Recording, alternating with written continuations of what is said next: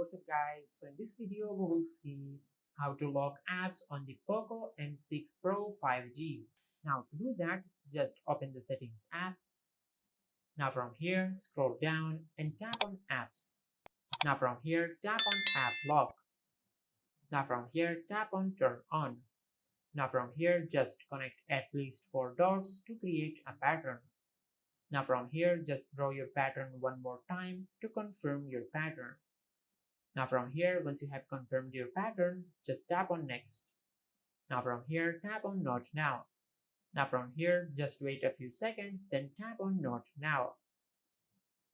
Now from here, tap on use app lock. Now from here, tap on cancel. Now from here, just enable the toggle for the apps which you want to use app lock on. Just like that.